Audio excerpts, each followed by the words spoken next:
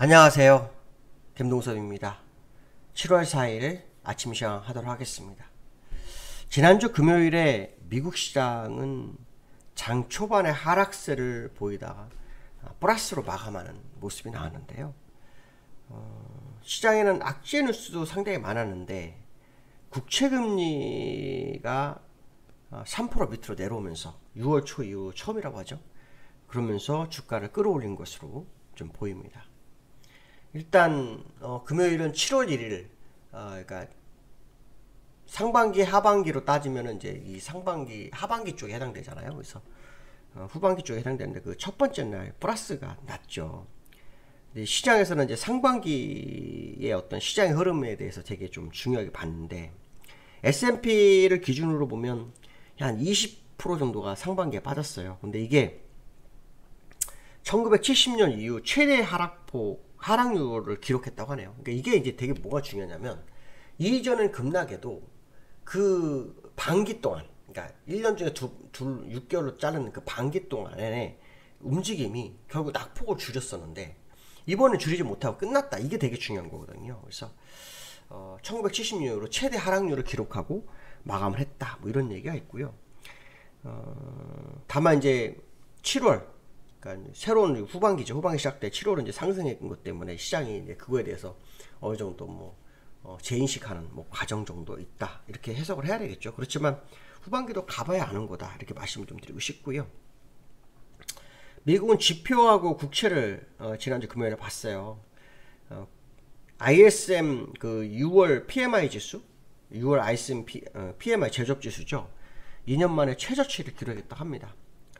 전달이 56이었고요. 이번 달에 53으로 됐고 시장에서 54.3 정도가 됐다고 하네요. 그래서 시장 예상치보다 최저치가 되는 모습이었고요.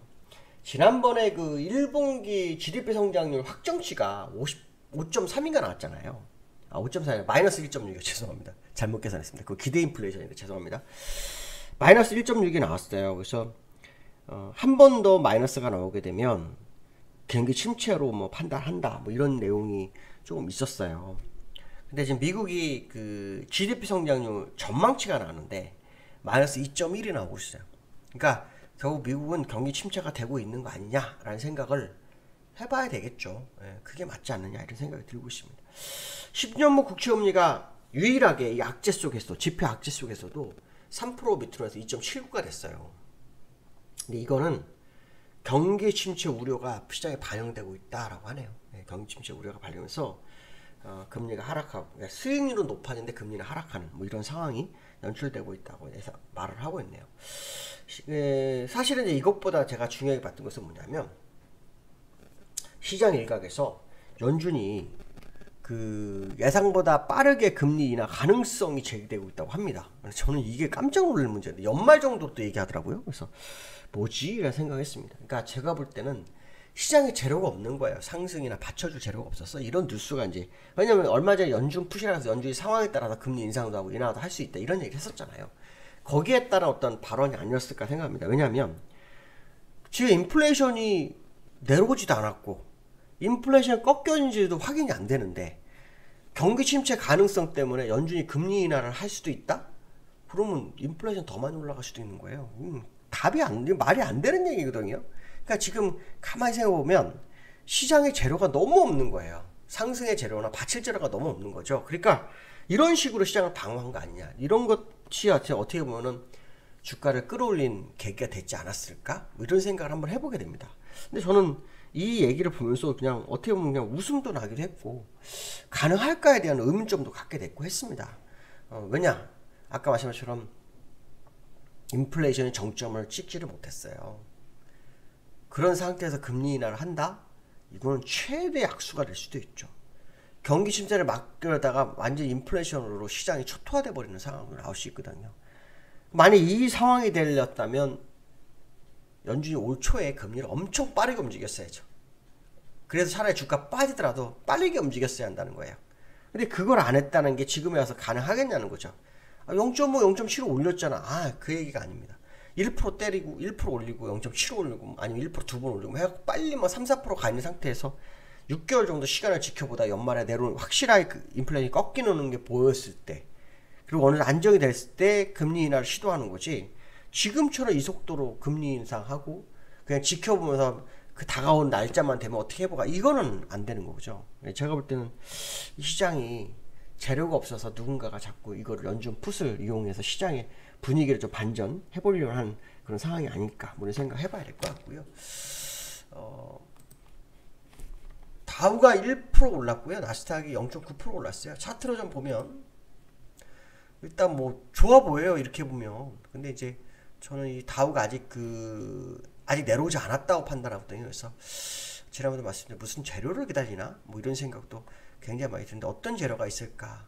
아시겠지만 지표마저도 다 꺾이고 있는데, 또 GDP 성장률마도 2분기 연속으로 마이너스 가능성 전망치가 나오고 있는데, 이게 가능한지 한번 보고 있습니다. 그래서 아마 이 이후로 시장의 모습을 좀 더 지켜보셔야 될 것 같고요.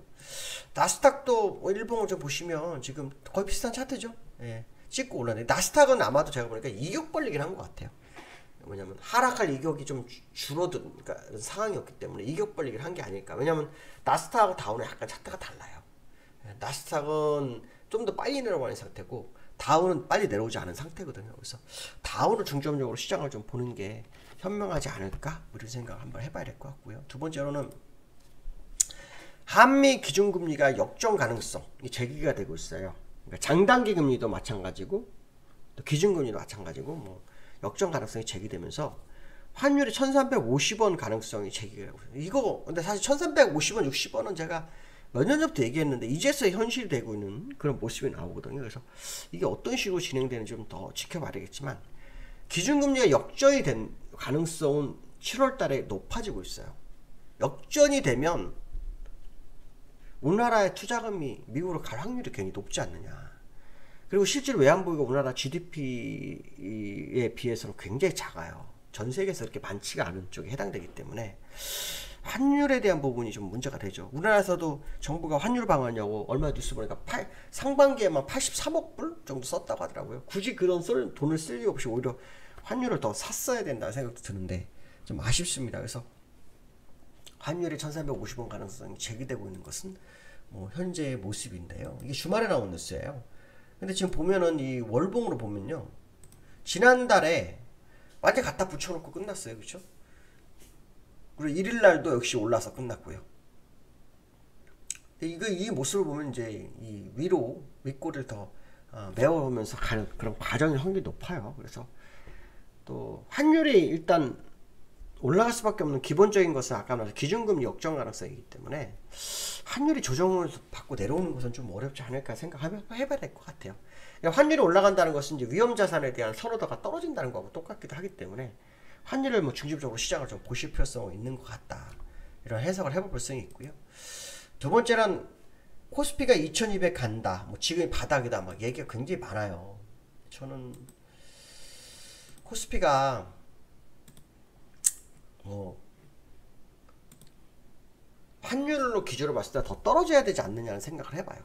환율을 기준으로 하면은 더 떨어져야 한다는 생각을 하거든요. 환율을 기준으로 한다면. 왜냐하면 환율이 올라왔을 때 주가가 꿈쩍을 안 했어요.